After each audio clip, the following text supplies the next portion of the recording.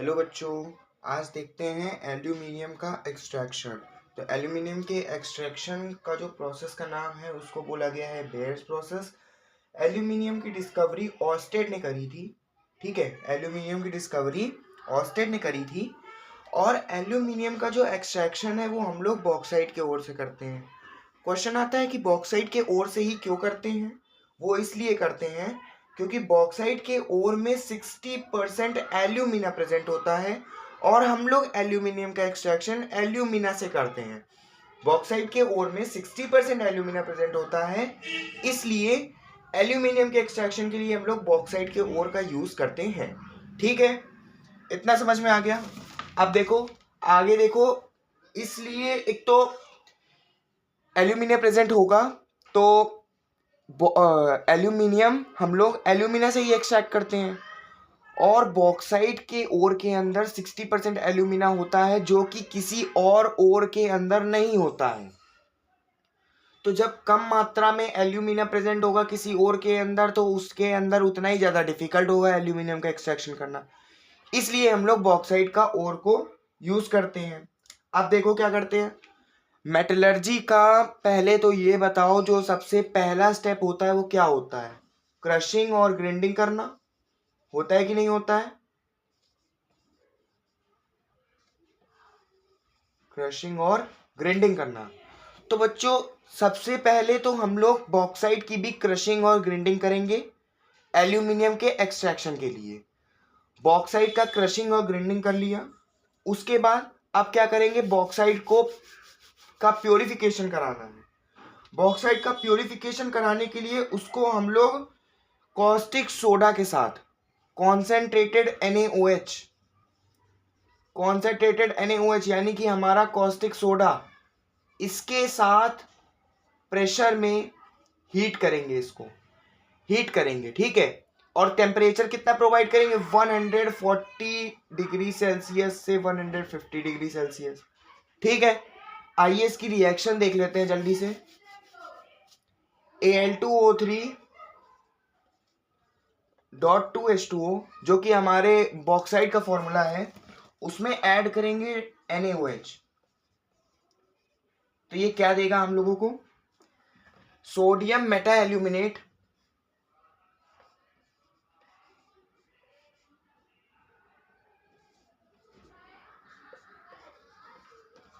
और water. Reaction को balance कर लेते हैं। एल्यूमिना और ये इधर पे एक दो Al2 और ये 3 2 6 3। रिएक्शन बैलेंस है, ये होगी रिएक्शन।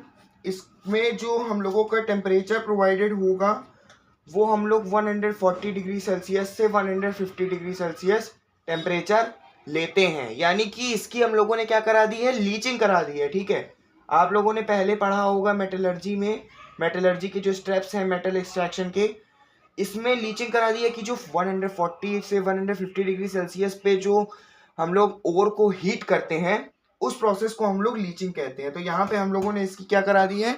लीचिंग करा दी है। आगे देखते हैं। डिस्कवरी इसकी ऑर्स्टेड ने करी थी, ये जरूर याद रखना। और बॉक्साइट क्यों यूज करते हैं ये याद रखना बहुत जरूरी है। अब जब हम लोगों का सोडियम मेटा एल्यूमिनेट बन गया, यानी कि NaAlO2 ये बन गया, इसमें क्या होता है? रेड मड की इंप्योरिटीज प्रेजेंट होती हैं। ठीक है, बहुत ही ज्यादा आसान सी भाषा में समझा रहा हूं। रेड मड की इंप्योरिटीज प्रेजेंट होती हैं, और जो हमारी रेड मड की इंप्योरिटीज होती हैं वो हो सकती हैं फेरिक ऑक्साइड, हो सकता है सैंड, हो सकता है मिट्टी वगैरह, ये सब प्रेजेंट होती हैं। इसका रिमूवल हम लोग फिल्ट्रेशन के थ्रू कर लेते हैं। फिल्ट्रेशन के थ्रू इसका रिमूवल हो गया, बहुत बढ़िया। अब हम लोगों ने इन सब का रिमूवल कर लिया है। अब हमारे पास सोडियम मेटा एल्यूमिनेट एकदम प्योर फॉर्म में बचा है। ठीक है, अब हम लोग लेंगे सोडियम मेटा एल्यूमिनेट और उसमें क्या करेंगे? उसमें वाटर ऐड कर देंगे। ठीक है, वाटर ऐड कर देंगे। वाटर ऐड करने के बाद ये हम लोगों को देगा कॉस्टिक सोडा NaOH और दे देगा एल्यूमिनियम हाइड्रोक्साइड, और हम लोग को चाहिए था एल्यूमिनियम हाइड्रोक्साइड। ठीक है, ये पीपीटी के फॉर्म में आएगा। किस फॉर्म में आएगा? पीपीटी के फॉर्म में। एल्यूमिनियम हाइड्रोक्साइड हम लोगों को मिल गया। अब बच्चों क्या करेंगे, एल्यूमिनियम हाइड्रोक्साइड का इग्निशन करा देंगे। यानी कि इग्निशन मतलब होता है एक स्पेसिफिक टेम्परेचर पर किसी कंपाउंड को हीट करना। एक स्पेसिफिक टेम्परेचर पर किसी कंपाउंड को हीट करना इग्निशन कहलाता है। एल्यूमिनियम हाइड्रोक्साइड का हम लोग इग्निशन करा देंगे। एल्यूमिनियम हाइड्रोक्साइड पता चल गया कैसे मिलेगा, सोडियम मेटा एल्यूमिनेट लिया, उसकी रिएक्शन वाटर के साथ करा दी, क्या मिलेगा, कॉस्टिक सोडा NaOH, और क्या मिलेगा, कॉस्टिक सोडा NaOH मिलेगा, और हम लोगों को मिलेगा एल्यूमिनियम हाइड्रोक्साइड। बात समझ में आ गई, ठीक है। अब देखो आगे क्या करते हैं, जो एल्यूमिनियम हाइड्रोक्साइड है उसका हम लोग करा रहे हैं इग्निशन, यानी कि एक स्पेसिफिक टेम्परेचर पर इसको हीट कर रहे हैं। देखो एल्यूमिनियम हाइड्रोक्साइड ले लिया, इसको हीट किया हम लोगों ने, टेम्परेचर कितना लिया है, 1000 डिग्री सेल्सियस, ठीक है। 1000 डिग्री सेल्सियस पर इसको हीट करेंगे। अब कुछ नहीं होना है, बस अब ये एल्यूमिनियम बन गया, Al2O3 बन गया। इसके साथ में हम लोगों को वाटर भी मिलेगा। इक्वेशन को बैलेंस कर लेते हैं, एल्यूमिनियम 2 है, यहाँ पे 2 हो गया, हाइड्रोजन 6 3, बैलेंस है, ठीक है। इक्वेशन बैलेंस हो गई। अब देखो आगे क्या करते हैं, इसमें इग्निशन हो गया है, एल्यूमिना की फॉर्मेशन हो गई है। अब क्या करना है, जो एल्यूमिना है उसी से हम लोगों को एल्यूमिनियम का एक्सट्रैक्शन करना है, ठीक है। देखो एल्यूमिनियम का एक्सट्रैक्शन कैसे होता है। पहले तो दिक्कत एक आती है, एल्यूमिना जो होता है, एल्यूमिना ये हमारा मेल्ट होता है 2050 डिग्री सेल्सियस पर, और परेशानी ये आ जाती है कि 2050 डिग्री सेल्सियस पर जब एल्यूमिनियम मेल्ट होता है तो एल्यूमिनियम वेपराइज हो जाता है। अब भाई एल्यूमिनियम वेपराइज हो गया, भाप बन के उड़ गया, चाहिए क्या था, एल्यूमिनियम ही चाहिए था। तो जो चीज़ चाहिए थी जब वही चली गई तो अब क्या करेंगे, बहुत भाई परेशानी आई। अब देखो क्या हुआ, जो हमारे हॉल भाई साहब थे इन्होंने ढूंढा एक मिक्सचर, एक स्पेशल टाइप का मिक्सचर ढूंढा, एक स्पेशल टाइप का मिक्सचर ढूंढा जिसके अंदर कि ऐसा होता है कि मतलब उसका जो मेल्टिंग पॉइंट है वो 2050 डिग्री सेल्सियस नहीं है, उसका 950 डिग्री सेल्सियस है। और इतना हीट करने के बाद हमारा एल्यूमिनियम भी वेपराइज नहीं होगा, तो एल्यूमिनियम ही चाहिए। स्पेशल मिक्सचर में क्या लिया, क्रायोलाइट लिया, क्रायोलाइट का फॉर्मूला Na3AlF6, और लिया कैल्शियम फ्लोराइड यानी कि फ्लोरस्पार CaF2, इसके फंक्शन अभी बताता हूँ क्या है। उसके बाद लिया एल्यूमिना Al2O3, एल्यूमिना इसमें लिया है 20%, कैल्शियम फ्लोराइड लिया है 20%, और ये क्रायोलाइट लिया है 60%। ये जो हमारा क्रायोलाइट है ना, इसी की वजह से जो मिक्सचर का टेम्परेचर है वो 2050 डिग्री सेल्सियस से कम हीट होकर 950 डिग्री सेल्सियस पर हो जाएगा। अब हमारा जो मिक्सचर है वो 950 डिग्री सेल्सियस टेम्परेचर प्रोवाइड करने के बाद मोल्टन हो जाएगा, और मोल्टन सब्सटेंस इलेक्ट्रोलाइट जब बन जाएगा तो उसी के ऊपर हम लोग क्या करा देंगे, इलेक्ट्रोलिटिक रिडक्शन करा देंगे। अब हमारा एल्यूमिना भी कहीं गायब नहीं होगा, तो ठीक है। ये हमारे स्पेशल मिक्सचर, इलेक्ट्रोलाइट यहाँ पर लिया, और इलेक्ट्रोलाइट में इन तीनों को इलेक्ट्रिसिटी इन तीनों पर पास करी।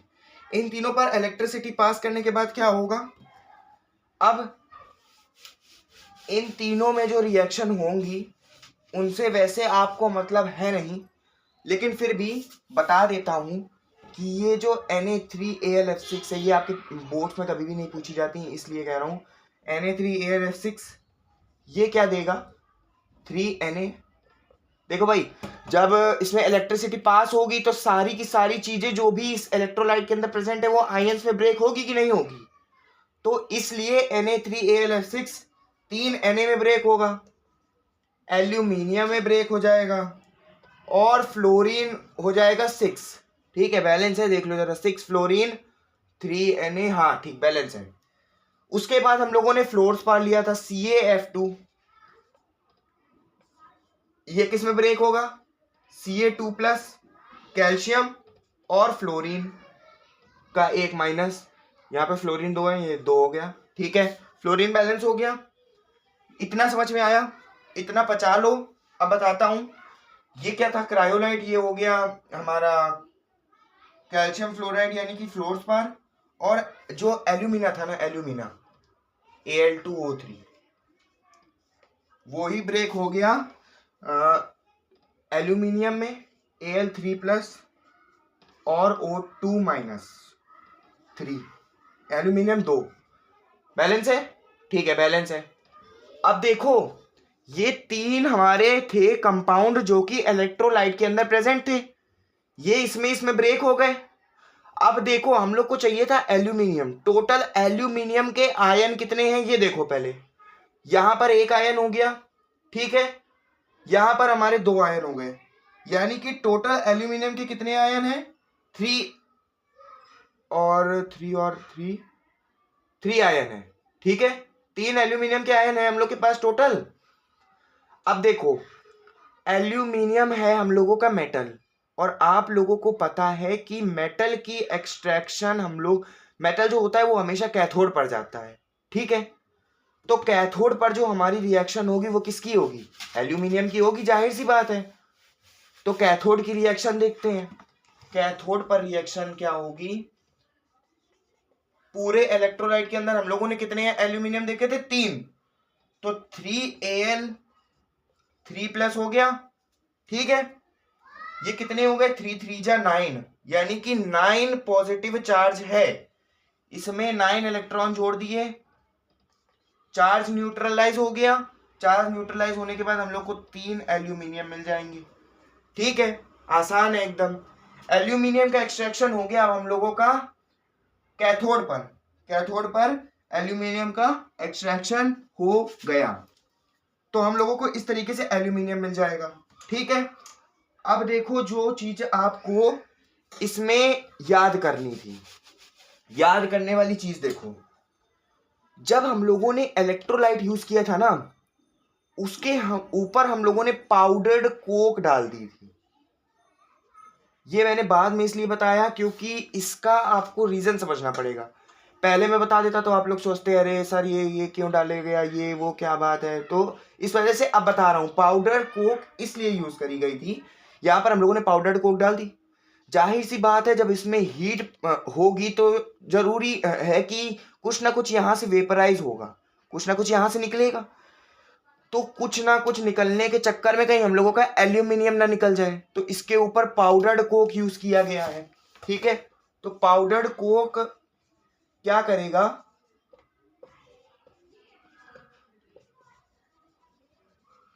Prevents heat loss by radiation, यानी कि यहां से जो भी हीट का लॉस होगा उसको रोकेगा, ठीक है, हीट लॉस रोकेगा और एनोड की बर्निंग को रोकेगा, एनोड की बर्निंग को रोकेगा। भैया एनोड अगर बर्न हो जाएगा तो हम लोग मेटल का एक्सट्रैक्शन कैसे कर पाएंगे, रिएक्शन तो रुक जाएगी ना, तो इसलिए कैथोड और एनोड दोनों ही इलेक्ट्रोड्स का होना बहुत ज्यादा जरूरी है अगर रिएक्शन प्रोसीड करनी है। इसलिए अगर एनोड पूरा मान लो होते होते उड़ गया, जल गया, अब क्या होगा, एनोड जल गया, रिएक्शन वहीं स्टॉप हो जाएगी, एल्यूमिनियम इकट्ठा ही नहीं हो पाएगा, इसलिए एनोड जो जलता है उसको स्टॉप करने के लिए हम लोग पाउडर्ड कोक का यूज करते हैं, ठीक है। फ्लोरस्पार और क्रायोलाइट का क्या यूज है वो देखो, फ्लोरस्पार और क्रायोलाइट जो हम लोगों ने यूज किया था, फ्लोरस्पार और क्रायोलाइट जो हम लोगों ने यूज किया था, फ्लोरस्पार एंड क्रायोलाइट, इसका कुछ भी इतनी बड़ी रामलीला नहीं है, ठीक है। फ्लोरस्पार और क्रायोलाइट का ये सिर्फ क्या करता है, इलेक्ट्रोलाइट जो है उसकी कंडक्टिविटी को इंक्रीज कर देता है,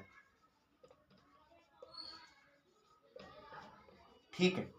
देखो भैया जितना ज्यादा हमारा इलेक्ट्रोलाइट कंडक्टिव होगा उतने ही ज्यादा अच्छे से रिएक्शन होगी, तो बस फ्लोरस्पार और क्रायोलाइट हम लोगों की कंडक्टिविटी को इंक्रीज करता है। अब देखो क्रायोलाइट का एक काम और होता है जो मैंने आपको स्टार्टिंग में बताया था कि हमारा जो मेल्टिंग का टेम्परेचर है, मेल्टिंग का जो हमारा टेम्परेचर है वो होता है 2050 डिग्री सेल्सियस, लेकिन क्रायोलाइट का यूज करने की वजह से ये हमारा कितना हो जाता है 950 डिग्री सेल्सियस। बात समझ में आ गई। अब देखो 2050 डिग्री सेल्सियस पर आप लोगों को पता था कि एल्यूमिना जो होता है वो हम लोगों का वेपराइज हो जाता है, एल्यूमिनियम हम लोगों का वेपराइज हो जाता है। तो एल्यूमिनियम 950 डिग्री सेल्सियस पे वेपराइज नहीं होता है। 950 डिग्री सेल्सियस हमारे इलेक्ट्रोलाइट का टेम्परेचर हो गया। तो 950 डिग्री सेल्सियस पर हम लोगों ने इजीली एल्यूमिनियम का एक्सट्रैक्शन कर लिया। ठीक है, तो आप लोगों को याद ये रखना है कि एल्यूमिनियम का एक्सट्रैक्शन हम लोग बॉक्साइट के ओर से क्यों करते हैं, ताकि क्योंकि बॉक्साइट जो होता है उसमें 60% एल्यूमिना प्रेजेंट होता है और एल्यूमिना से ही हम लोग एल्यूमिनियम को एक्सट्रैक्ट करते हैं और किसी भी ओर में इतनी क्वांटिटी में एल्यूमिना प्रेजेंट नहीं होता है। फ्लोरस्पार और क्रायोलाइट का काम क्या क्या होता है? फ्लोरस्पार और क्रायोलाइट इसलिए यूज करे गए ताकि उसकी कंडक्टिविटी बढ़ सके, और क्रायोलाइट का काम होता है कि जो उसका मेल्टिंग टेम्परेचर है, किसका? इलेक्ट्रोलाइट का मेल्टिंग टेम्परेचर हो जाए, रिड्यूस कर सके। ठीक है, to reduce the fusion temperature इसको कहते हैं। जो मेल्टिंग टेम्परेचर होता है उसको कहते हैं फ्यूजन टेम्परेचर। तो जो मेल्टिंग का जो टेम्परेचर होता है उसको हम लोग रिड्यूस करके 950 डिग्री सेल्सियस कर दे, ताकि हमारा जो एल्यूमिनियम है वो वेपराइज ना हो जाए। ठीक है, बात समझ में आ गई। क्रायोलाइट का यूज समझ में आ गया, फ्लोरस्पार का भी यूज समझ में आ गया, और बॉक्साइट से एक्सट्रैक्ट करते हैं। और देखो पाउडर्ड कोक, हाँ जो यहाँ पे पाउडर्ड कोक इस्तेमाल करी थी उसका क्या बताया मैंने, उसका यूज ये होता है कि जो हीट लॉस हो रही है, रेडिएशन से जो हीट लॉस हो रही है उसको प्रिवेंट करना, क्योंकि हीट के फॉर्म में हमारा एल्यूमिनियम भी निकल सकता है। ठीक है, इतना समझ में आ गया। ये था आपका क्या कहते हैं एक्सट्रैक्शन ऑफ एल्यूमिनियम। इसमें कुछ इतना ज़्यादा ज़रूरी था नहीं, बाकी क्वेश्चंस आएंगे तो इसी से आएंगे कि जो जो चीज़ें मैंने आपको बाद में बताई उसी से क्वेश्चन आएंगे। ठीक है, और ये सब नहीं पूछा, जो रिएक्शंस वगैरह थी वो सब इतनी ज़्यादा खास नहीं है। तो आई होप कि आपको इसका एक्सट्रैक्शन समझ में आया होगा। और ठीक है, फिर अगले फिर से मिलते हैं।